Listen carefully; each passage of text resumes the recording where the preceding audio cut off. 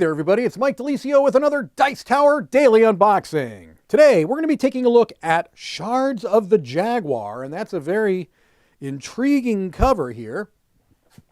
Let's take a look at the back. Looks like 1 to 4 players in about an hour and a half.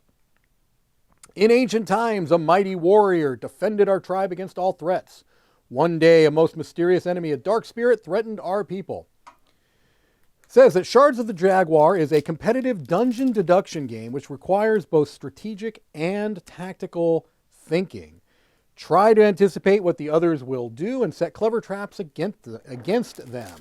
All right, well, I'm not sure exactly what type of game this is going to be, but let's take a look inside and see if we can get a little bit of a better sense. We'll start with the rule book. All right.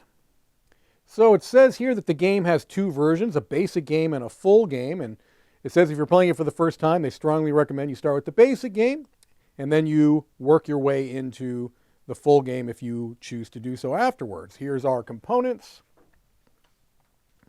Our, our setup. Looks like there's a fair amount going on there in the setup. And then in the gameplay, the game has 8 rounds. Each round consists of 4 phases: the refresh phase, the trap setting phase, the action phase, and the trap activation phase. And it looks like in the action phase they use an action point system, at least based on what it looks, just a cursory glance at the rule book here. And yeah, it shows each player spends their action points in the action order, and it's determined by the order of the chosen traps from left to right. So the different types of actions you can take, it looks like movement, heal, take, run,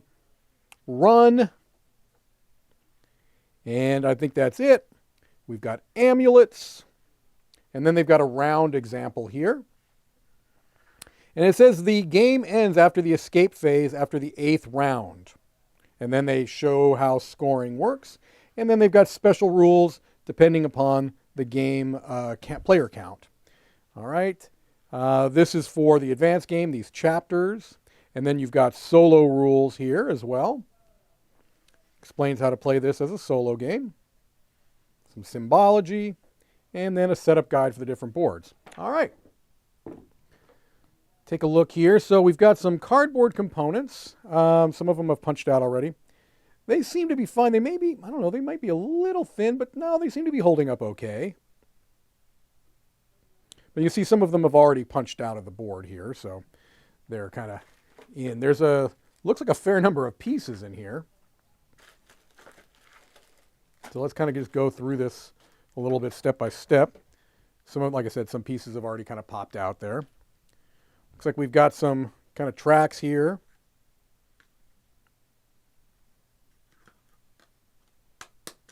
Cardboard. Got what looks to be a scoring pad here. Single-sided. I'm guessing some, perhaps, player aid. Yep, structure of a round solo, structure of a round a regular game. So some player aid cards, it looks like, along with some scoring reminders, perhaps. More of these tiles. I think this is going to be how the board is made up. It's a puzzle-type board, double-sided. I'll just kind of show that off so you can see the art. I'm not going to attempt to put this together. It looks like it would be a very large board. But you can see the art.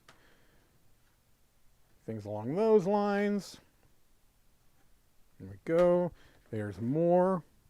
Actually, yeah, there's a lot in this box.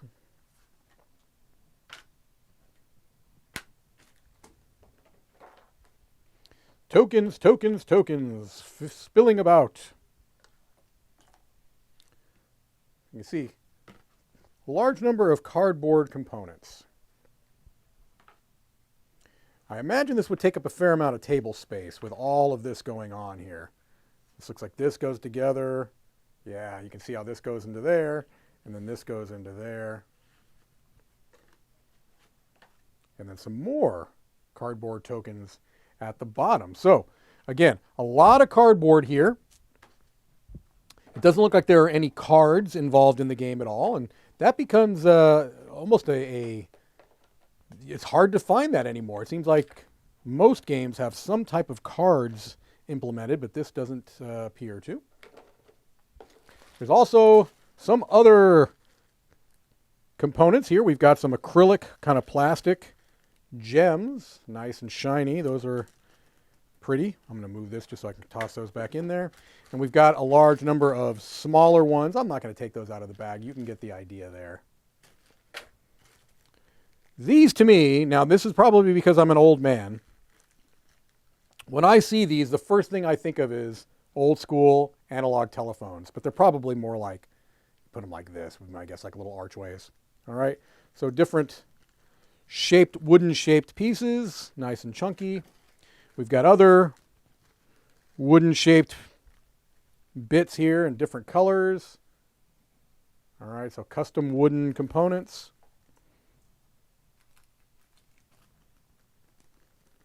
These I will not take out. They're just cubes and cylinders. But it looks like we've got some custom wooden meeples here, so let's show these off. Here we've got our Jaguar. I think this might be only for the solo game. It's kind of cool looking.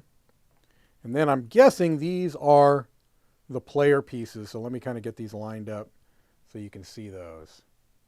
All right, and those are nice. I like those quite a bit. All right, so this is one of those games where I feel like I have almost no sense of how it's going to play out. It's an interesting look. What you're trying to do is at least intriguing. So I don't know. I've got a very open mind about this one. It could be good. It could be something that doesn't work for me, but I don't know. I am intrigued. That is Shards of the Jaguar. Thank you for watching another Dice Tower Daily Unboxing.